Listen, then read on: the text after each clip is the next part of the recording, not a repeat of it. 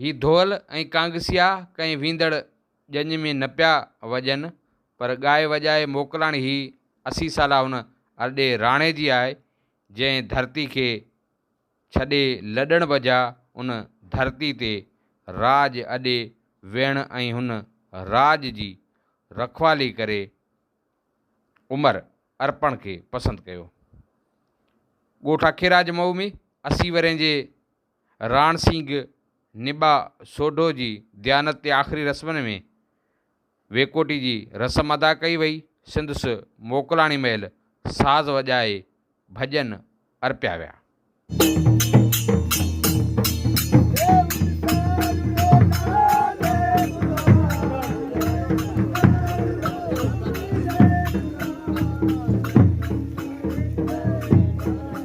जो वेकोटी है यह हिंदू धर्म में जो बहुत अच्छी फैमिली और बहुत अच्छा स्टेटस कोई लोग रखता है, उनके लिए ये वेकोटी की रस्म की जाती है। वेकोटी की रस्म के बाद उसके वारस अजीज़, उनके रिश्तेदार उनको उनकी अपनी अहमियत से जो हिंदू कस्टम के मुताबिक भोजन उगाए जाते हैं और खुशी मनाई जाती है। वह मौत का कोई रुकस नहीं देता होता है।